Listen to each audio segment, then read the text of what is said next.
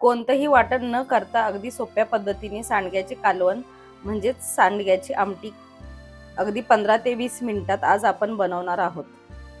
नमस्कार, ताईच्या किचनमध्ये आपले सर्वांचे खूप खूप मनापासून स्वागत आहे। चला तर मग रेसिपीला सुरुवात करूया। सांडग्याचं कालवण बनवण्यासाठी इथे मी 1 कप सांडगे घेतलेले आहेत। मी इथे कढई गरम करून घेतलेली आहे आणि गॅस कमी केलाय। कढईत आपल्याला 1 चमचाभर तेल घ्यायचंय, छोटा चमचा, आणि त्यात हे सांडगे आपल्याला सोनेरी रंगावर परतून घ्यायचे। मिनिटभर आपण हे असे परतून घ्यायचे। सांडगे असे तेलावर परतून घेतले की आमटीमध्ये सांडगे लवकर शिजतात आणि चव पण सांडग्यांची वाढते। मिनिटभर मी आता हे परतून घेते मीडियम गॅसवर।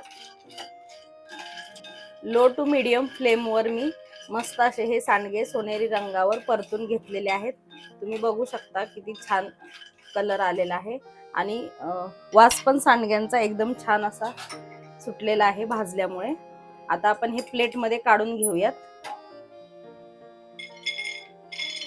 हे सांडगे मी मिश्र डाळींचे बनवलेले आहेत।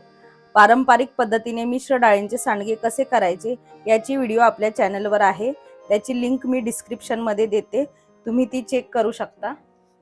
त्याच कढईत आपल्याला आता हे 1 टेबलस्पून तेल घ्यायचंय। तेल गरम झालेलं आहे, त्यात आपण घालूयात पाव चमचा मोहरी। मोहरी तडतडली की घालायचे चिमूटभर हिंग। आता घालूयात 1 बारीक चिरलेला कांदा।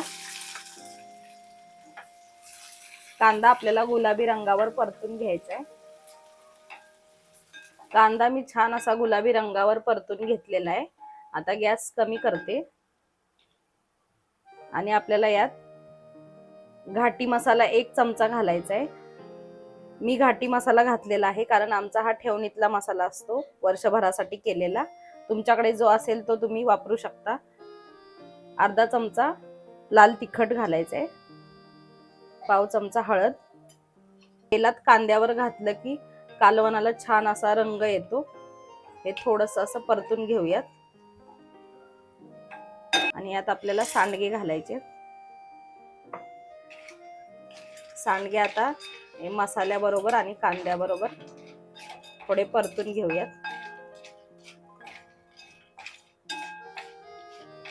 सांडगे परतून झाल्यावर यात आपण गरम पाणी ऍड करायचंय। हे मी 3 कप कालवण बनवणार आहे तर 3 कप पाणी घातलेलं आहे आणि वरती अर्धा कप, कारण ते शिजून कालवण आटेल म्हणून मी अर्धा कप एक्स्ट्रा घातलेला आहे।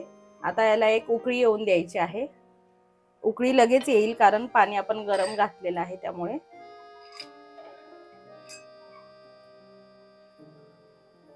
उकळी आलेली आहे, यात आपण आता 4 चमचे शेंगदाण्याचं कूट घालायचं आहे आणि ते कूट मिक्स करून घेऊयात।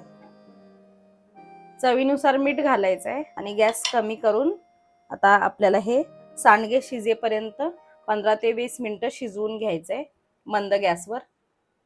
आमच्याकडे शेंगदाण्याचं कूट करूनच ठेवलेलं असतं कारण आम्ही नेहमी कांदा, खोबरं, लसूण याचं वाटण वापरत नाही, कारण आमच्या घाटी मसाल्यामध्ये सर्व कांदा, खोबरं वगैरे सर्व असतं, म्हणून आम्ही नेहमीच्या कालवणात ते वापरत नाही। असंच साध्या सिंपल पद्धतीने आमच्याकडे कालवण बनवलं जातं। आता हे आपण वाट बघूयात 10-15 मिनिटं। 15 मिनिटं कालवण मी मंद गॅसवर शिजवून घेतलेलं आहे। आपण चेक करूयात। पाणी आटल्यामुळे तुम्ही बघू शकता असं दाटसरपणा आलेला आहे आमटीला। एवढंच पातळ आमच्याकडे लागतं, जास्त पण घट्ट आम्ही खात नाही। आपण सांडगे शिजलेत का ते चेक करूया। सांडगे पण चांगले असे शिजलेले आहेत।